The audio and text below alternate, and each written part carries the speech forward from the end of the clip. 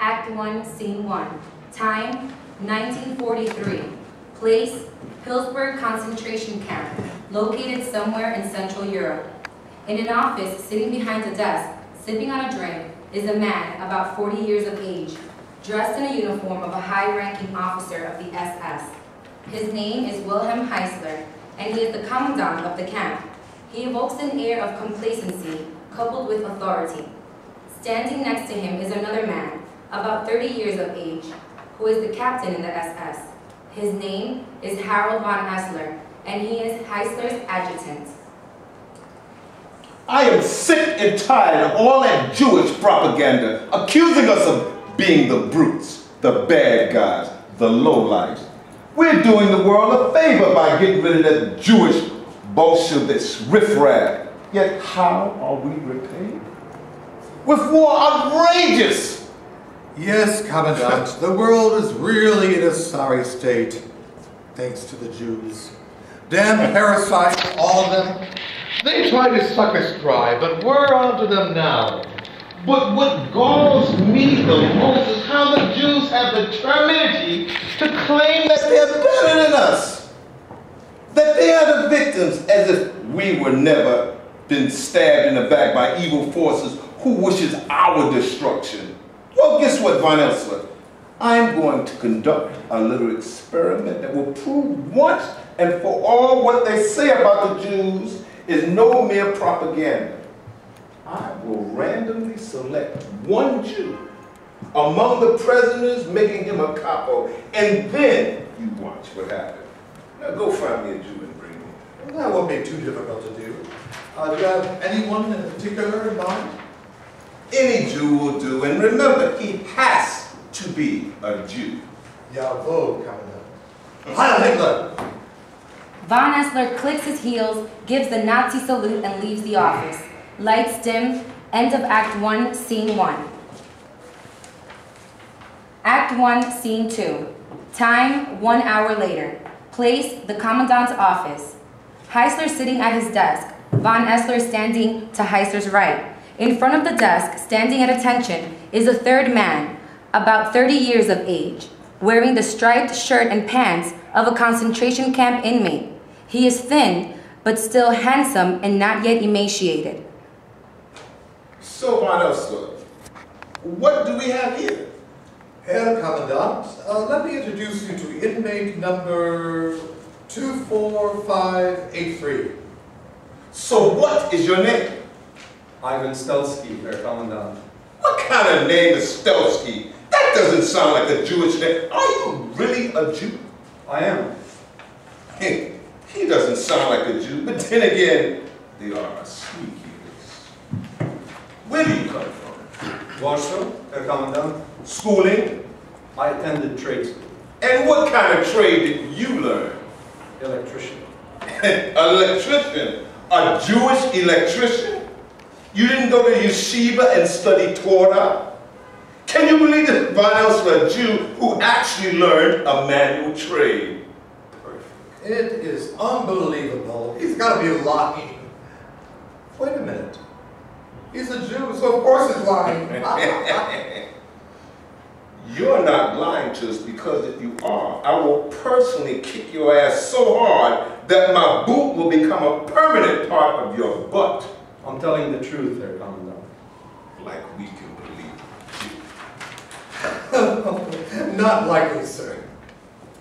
Listen, you dirty, stinky piece of pastrami.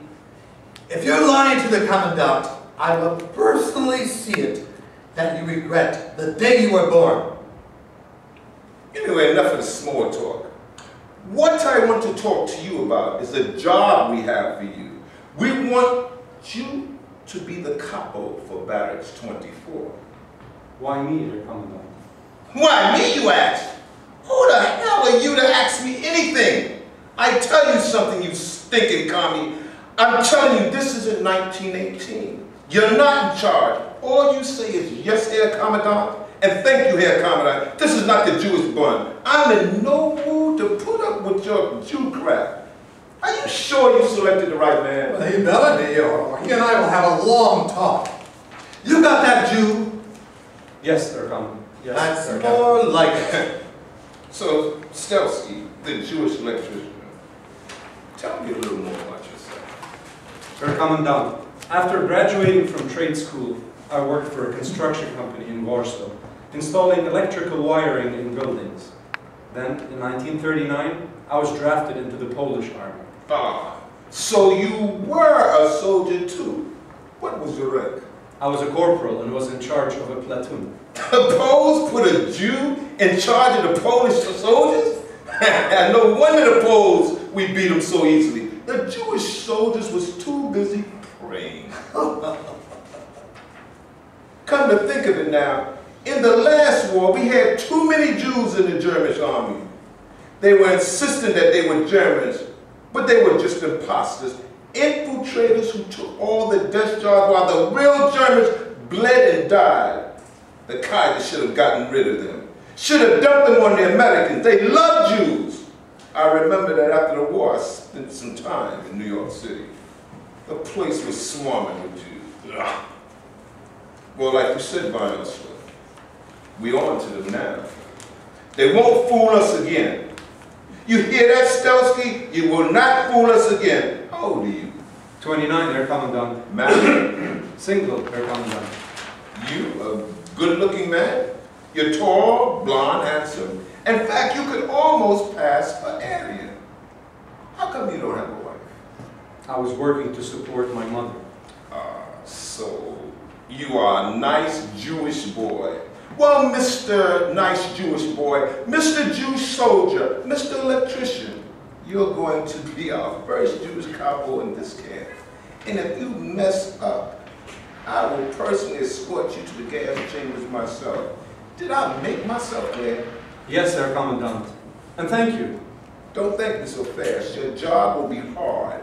You will be in charge of all the prisoners in the barracks. You will make sure that they obey all rules, keep the barracks clean, and conduct yourself properly.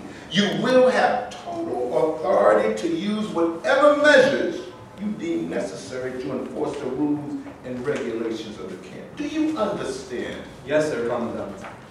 May I ask you a question? No, what? Just a moment, Vanessa. What is it? My mother. I want you to know if my mother is still alive. I'll look into that. Anything else? No good. Now, before I dismiss you, I want you to sign this paper. Heisler reaches into a drawer in his desk and pulls out a paper. Let me read it to you. I, Ivan Stelsky, voluntarily agree to become Kapo of Barracks 24 and accept this position of my own free will and accord under no duress. Further, as Kapo of Barracks 24, I will enforce all the rules and regulations of the command of my representatives. Heisler places the paper on the desk. Stelsky approaches the desk, looks at the form for a moment, and then signs it. He then steps away from the desk. Good. Good. Heisler reaches into his file cabinet and pulls out a coat and a loaf of bread and throws them hard at Stelsky, who catches them, almost falling backward. That is your official Kapo jacket and a little extra food to give you more strength for your job. After all, we don't want you to set a poor example for your pals in the barracks. You will also occupy the Kapo's quarters. Oh, and before I forget, here's something else I think you will need. Heisler again reaches into the file cabinet and pulls out a 3-foot-long truncheon, one end encased in leather. This is your enforcer. You will carry this with you at all times and use it unsparingly to encourage compliance with the rules. Is that clear? Yes, Commandant. Heisler gets up from the desk and tosses the truncheon to Stelsky. Get the camera. Von Esther leaves the room and soon returns with a camera. Good, now take a picture of us. Heisler grabs Stelsky's hand in a firm handshake.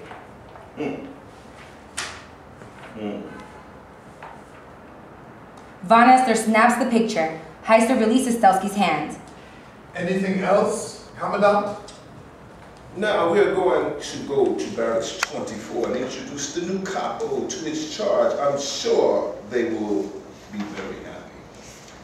As the three men leave the office, the lights dim. End of Act 1, Scene 2. Act 1, Scene 3. Time, evening. Place, Stelsky's room in Barrack 24. Outside of the room, the sound of moaning and grunts can be heard. Stelsky sitting in a chair, staring blankly at the wall. Then there's a knock at the door. Come in. A man enters the room. He is starving. What do you want? To talk. Get back to your book. I can't sleep. I'm not a nurse. Now get out of here. Is that how you talk to an old friend? You're not my friend. Not now, not ever. Back home you used to snub me all the time, like you were so much better than me. How can you say that? Didn't we grow up in the same neighborhood? Stay together? Yes, we did. But that didn't mean that we were friends. Okay. Then, as an old acquaintance, can you tell me how you became a cop? How the hell do I know? They chose me. And that's it. Nothing more. And if you know what's good for you, you'll stop asking me those questions and get back to your bunk. And if I don't, what are you going to do? Smack me? Listen, friend. Are you trying to test me? Are you? Stelsky gets up from the chair and starts pushing Pavel towards the door. Pavel resists. Some capo you are. You can't even deal with a starving man. Stelsky lets go of Pavel. He glances at the truncheon that is in the corner of the room. You don't have the guts to do it. You're a wimp, a punk, just like you were when you were kids. Get out of here, now! You stupid little faggot. Always a mama's boy. Don't you know what those Nazi pigs are up to? They want to show us that we're just as depraved as they are. Don't you get it? Or maybe you got it already. Which one is doing you, huh? The commandant or the queer captain? Listen, Pavel, you have no idea what you're talking about. They ordered me to be the new capo, and that's it. And you didn't refuse? Refuse to come undone? How could I? Maybe by saying no. And if I said no, then what? Then they would have kicked your ass, maybe thrown you in solitary, but at least you'd have your self-respect. Shut up! Why do I have to explain anything to you anyway? Because I'm the closest thing to a friend in this dung heap. And also I knew your mother. That's all finished now. Yes. And you're the one that finished the moment you said yes to those Nazi pigs. Now you're their toy, their tool, their plaything. And you're a Jew too. Traitor! Stelsky is silent. Then he leaps from his chair, grabs the truncheon, and in one swoop, hits Pavel hard on the head. Pavel collapses onto the floor, motionless. Stelsky standing over him. Then he opens the door and shouts, Get this stinking carcass out of the room now! And make it fast! And don't make me repeat myself. You got it?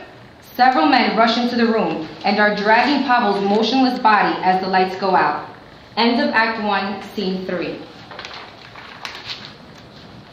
Act 1, Scene 4. Time, morning. Place, Roll Call Square. Von Essler is standing behind a podium. Stelsky is standing at attention. Medic 24. All uncommon and present? Yes, Captain. Anyone in the infirmary? One, Captain. What's his problem? Severe head injury. How did that happen? The prisoner was in an altercation. Anyone else hurt? No. Addressing all prisoners. Fighting will not be tolerated. If any of you are caught fighting, you will be severely punished. Now form a line. It's chow time. The prisoners start forming a line. Stelsky, come over here. I want to talk to you. Yes, Captain. You stupid dolt. What kind of capo are you? That guy shouldn't be alive. You're making me look bad. Now, how am I going to explain this to the commandant? Do I have to do your work for you? You slimy, filthy Jews are all the same, trying to cover for each other. You disgust me. You all disgust me. The faster we get rid of you, the better off we all will be. Here, Captain, I hit him as hard as I could. You're lying. We give you food, your own bed, your own coat, and what do? You mess up, just like all the Jews do, always looking for an edge, a chance to grab that extra inch. What's the matter? You want more bread? Or maybe we should find another Kapo. Please, Herr Captain. I will do better. You're damn right you will, Jew. I will throw you back with all your Bolshevik comrades and see how long you last with them. Now get lost. Yes, Herr Captain. What will happen with Pavel? Don't you worry about that. He'll be taken good care of. But next time when you impose discipline, make sure you do it right. This is not a kindergarten. Yes, Captain. Stelsky turns to leave. Oh, Stelsky, one other thing. The commandant's wife is away and he doesn't like to be alone at night. Send one of the prisoners over to keep the commandant company. I'm sorry, Herr Captain. I don't understand. Do I have to draw a picture for you? No, Herr Captain. Then don't play games with me. It's just that I've never been involved with anything like that before. Well, now you get some on-the-job training, courtesy of the Reich. The commandant will be expecting someone to report to his house at 9 o'clock tonight. Do not disappoint him. Von Essler exits, leaving Stelsky standing alone as the lights fade. End of Act 1, Scene 4. Act 1, Scene 5. Time, evening. Place, Stelsky's room. Stelsky's in bed, laying on his back, staring at the ceiling. There's a knock on the door. Come in. A handsome young man enters. Stelsky gets up from the bed and sits on a chair. He's staring at the young man. What's your name? Boris Nachman, How old are you? 19. When did you arrive in camp? A week ago. No wonder you still look good. Where are you from? Russia. Oh, you're a Russian. What are you doing? I was transported here from a POW camp. You were in the Red Army? Yes, Have a girlfriend? I do. But I don't know where she is now. Well, it doesn't matter. You're here now, and there's something that I want you to do. What is it? I want you to go to the commandant's house tonight. Me? Why me? Because I'm ordering you. The commandant needs some company, and if you don't show up, I will look bad. And if I look bad, then you will definitely look bad. Do I make myself clear? Yes. I understand perfectly well what you want me to do. And to you I say no, I'm no pansy. Listen, Boris, don't be a hero. Just do what I tell you, because if you don't, you will die. Then I'll die. Stelsky gets up, grabs hold of the truncheon, and looks Boris straight in the face. I'm going to give you to the count of 3 to change your mind. 1, 2, 3. Stelsky swings the truncheon but misses Boris, who flees from the room. Halt! Halt! Then the sound of machine gun fire. Hans, I just killed a prisoner who was trying to escape. He was running from Barrack 24. I ordered him to halt. He didn't obey, and as soon as he reached no man's land, I let him have it. Good job. Several men start lining up at the door as the lights go out. Standing at the door, speaking to the rest of the barrack. Listen up, you disgusting vermin. That's what happens if anyone tries to escape. Now, I need a volunteer for a special assignment. Whoever I select for this job will get 2 extra pieces of bread. Now line up at the door. And hurry up! I don't have all night. End of Act 1, Scene 5. Act 1, Scene 6. Time, 1 week later. Place, Stelsky's room. Stelsky is nervously pacing around the floor. Then there's a knocking on the door. Stelsky opens the door. Standing at the door is a young, attractive woman, about 20 years of age, dressed in a sackcloth with a sash tied around her waist. Ah, come right in. The young woman slowly enters the room. Stelsky shuts the door behind her, then turns and faces her. Very nice. Very pretty. Did anyone ever tell you that you are pretty? Her block leader, my matron sent me to you. She didn't explain why. Oh, I see. You want to get right down to business. Now let's not play games. Oh, excuse me. Please sit down. The woman sits on one of the chairs. Stelsky sits on the edge of the bed, facing her. What is your name? Nadia. That's a pretty name. Would you like a little something to eat? Nadia is silent. Oh, I see. But you're proud. Anyway, I'm sure that you would like to have a little something to bite. Stelsky grabs a loaf of bread and cuts off 2 slices, which he offers to Nadia. Go on, eat it. I know you want food. There's no need to pretend. At first, Nadia does not move. Then she takes the slices and slowly starts eating. That's right. Don't you feel better already? Thank you, Her Black Leader. Very kind of you. Would you like something, a little something to drink? Perhaps some wine? No, thank you. With your permission, I'd like to return to my barrack. What's the rush, Nadia? We're just getting acquainted. Where are you from? Poland. Krakow. Nadia is now eating the second slice of bread. I see you're hungry. If you want, I'll give you some more. That'd be very kind of you, sir. Yes, it would. Of course. You still have to do something for me. Nadia stops eating, puts down the bread. I'm sorry, Her Black Leader. I don't know what you're talking about. Listen, you stupid tramp. Stop playing games with me. You know exactly what I'm talking about. Stelsky slaps Nadia hard on the face, and she and the chair fall backward onto the floor. Nadia starts screaming. You beast! I am not that kind of girl! Stelsky yanks Nadia from the floor and throws her on the bed. I'm gonna teach you how to treat a man. Please don't. I've never been with a man before. I'm a good girl. I'm a nice girl. Please don't hurt me. There's no such thing as a nice girl. And besides, what do you have to lose? My virginity. Well, so your matron didn't lie to me. Sir, leave me be. I'll give you my food. I'll make your bed. But please, sir, leave me be. Stand up. Nadia slowly stands up. Now let me touch you. Stelsky starts to embrace Nadia, who recoils away. No! No!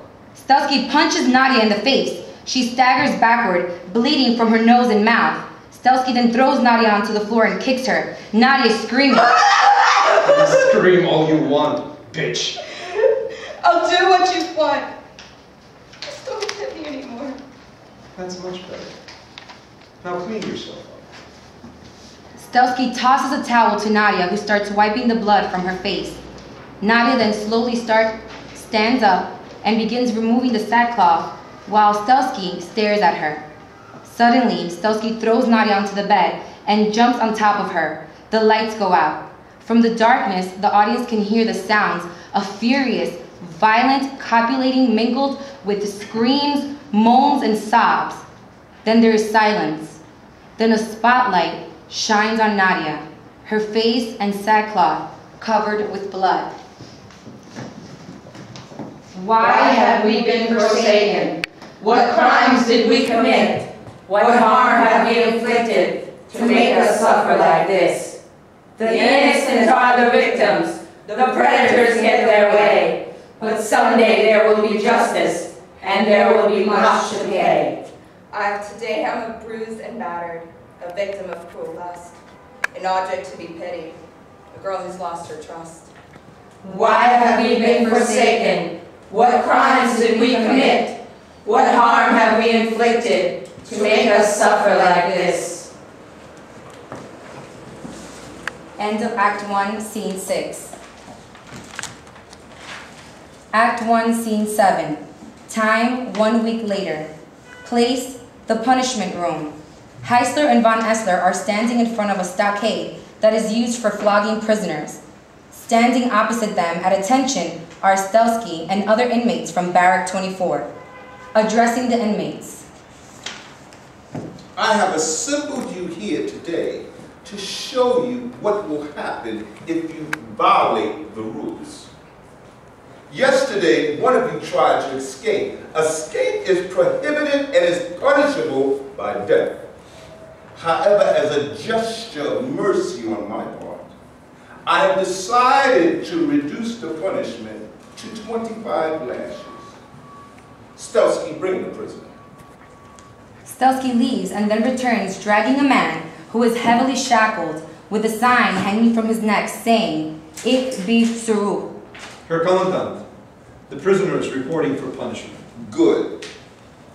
Inmate number 21783, you have been convicted of violating Section 4, Paragraph 3, Subsection 2 of the rules and regulations of this camp, which strictly forbid unauthorized absences.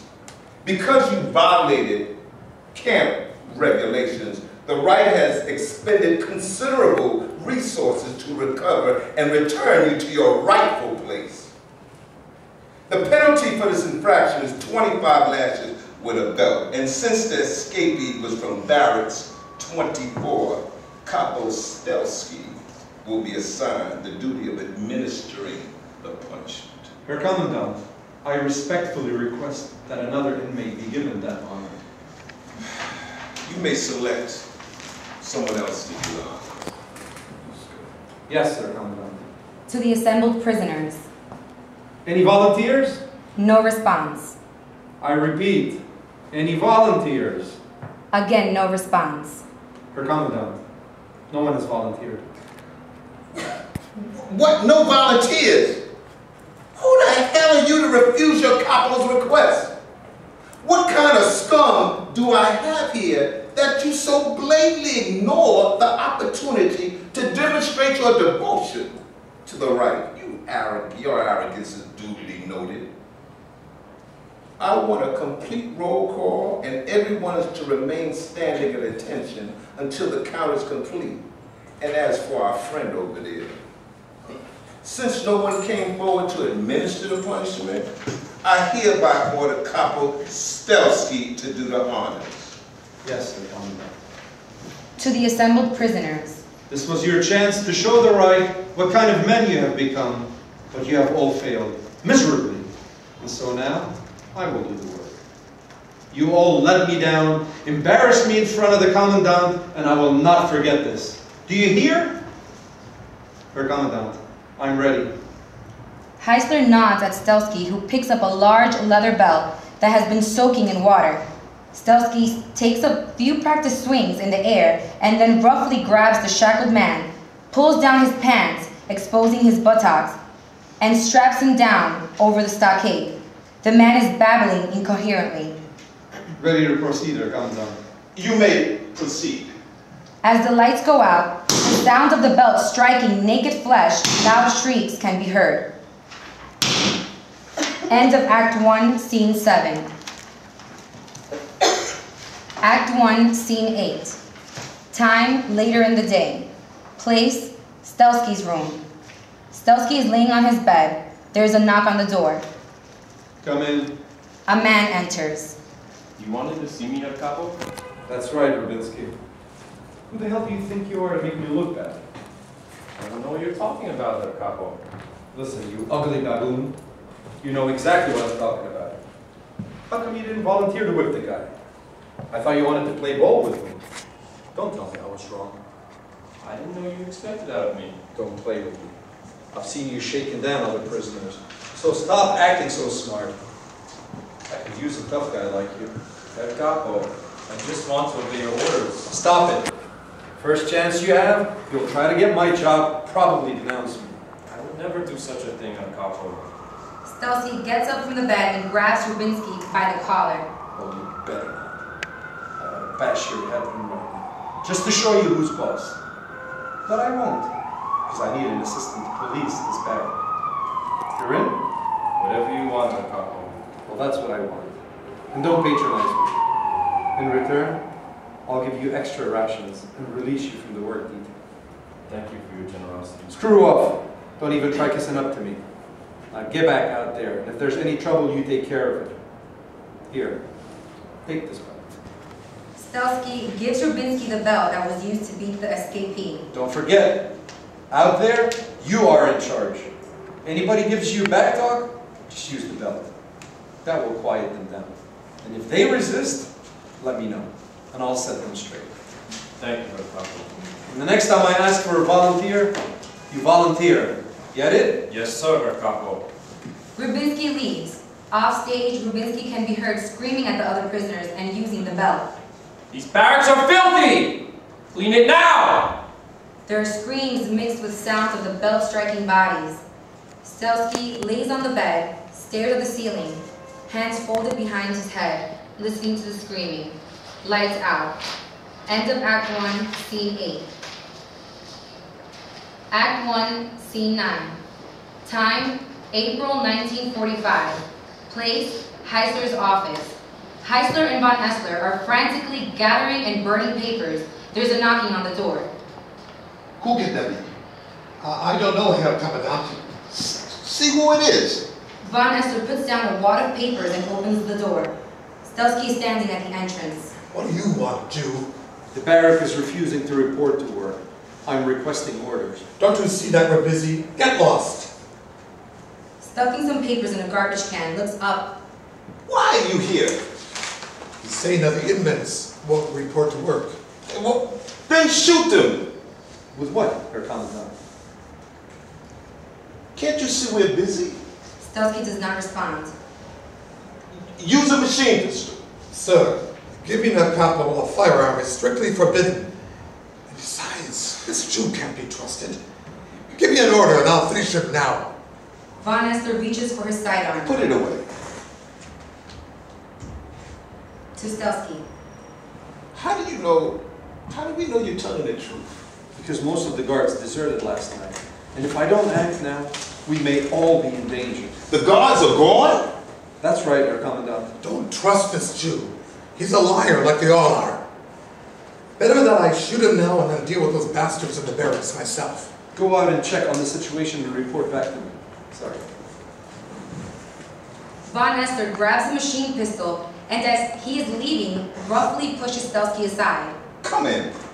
Stelsky comes into the office and remains standing. We've gotten reports that the Russians are just outside the town, will be here soon. I bet you can't wait for that. I have no use for Russians, Herr Commandant. I'm no commie. I'm more concerned with the whereabouts of my mother. Did you ever find out what happened to her? Your mother? How should I know what happened to her? You promised you would find out for me. I promised no such thing. You mean I did your bidding all this time for nothing? You did what I ordered you to do, and you did so voluntarily. I want that paper that I signed and that photograph. I have no idea what happened to them. You're a dead liar. Heisler reaches for his gun, but Stelsky punches him on the face. Soon both men are grappling with each other, with both of them trying to grab Heisler's gun. Finally, Stelsky punches Heisler in the stomach, then hits him on the face. Heisler crashes onto the floor. Stelsky then kicks Heisler on the ribs and grabs his gun. Okay, you stupid crowd. You're going to tell me what happened to my mother. I told you I don't know. She's probably dead. Probably? You don't know? I never checked. I had other matters to deal with. Never checked? So I'll never know if she's ever alive or dead? Stelsky kicks Heisler in the stomach, causing Heisler to double up in pain. That's for lying to me. Stelsky grabs Heisler by the arms and starts dragging him to the door. I think it's about time you spoke with the prisoners. No, wait. What? Stelsky lets go of Heisler's arms. Heisler slowly gets up from the floor. Stelsky is pointing the gun at Heisler. I may be able to help you. I don't want your help. Yes, you do, because without me, you would be held fully responsible for everything you did. You're implicated too. You'll say anything to save your skin, you lying snake. Now, what happened to my mother? Ask von Essler when he returned. How would he know? Because I ordered him to check it out. What did he find out? I don't know, but I will ask him when he returns. Von Essler returns. What's going on here? Stelsky swings around and shoots von Essler in the chest. Von Essler staggers backward and falls onto the floor, bleeding to death. You fool! Now you'll never find out what happened to your mother. I don't believe that you don't know. You're just another lying Nazi. If I knew, I would tell you. You better tell me, or else you're a dead man. Kill me then. My life is over anyway, just like yours. Here, Kapo. You pig! You lying Nazi pig! Stelsky hits Heisler hard with the butt of the gun, knocking Heisler unconscious, then goes through Heisler's clothing, removing money from Heisler's wallet, tosses the gun away, then spits on Heister's motionless body before exiting. End of Act 1, Scene 9. Act 1, Scene 10. Time, 1953. Place, Syracuse, New York. Setting, a living room in a house. Stelsky is sitting in a chair, watching television. A woman enters the room. How was work today? Oh, pretty busy, Louise. Lots of customers. I'm really beat. I'll get you a beer. Thanks. Louise leaves and soon returns with a bottle of beer, which she gives to Stelsky. Nothing better than a refreshing bottle of beer after a hard day's work. Stelsky takes a long gulp from the bottle and then puts it down.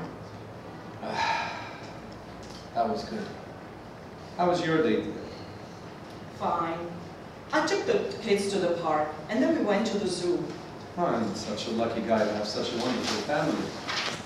Stelsky gets up and hugs Louise, who kisses Stelsky on the cheek and then on the lips. I love you. They kiss again. Suddenly, the phone rings. Louise answers the phone. Hello? Who is this? It's for you. Who is it? They wouldn't say. Louise gives Stelsky the phone. Hello? This is he. Who are you? What did you say? You were a prisoner at the Pillsbury concentration camp. Werner Heisler? I never heard of him. Are you threatening me? Listen, whoever you are, I have no idea what you're talking about, so goodbye. Stelsky hangs up the phone. Who was that? Some clown who mistook me for somebody else. Well, this must have been some mistake because he got you really mad. Well, sometimes the only way to get rid of a pest is to be nasty. What did they say? Especially if they're saying garbage, Louise. What did they say? Nothing. Reading. Nothing. Just forget it. Did this have anything to do with the war?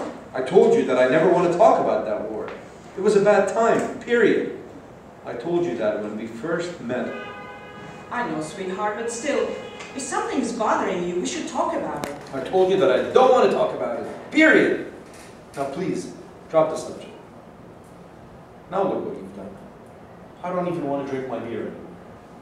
Well, then have some coffee. To tell you the truth, I've lost my appetite.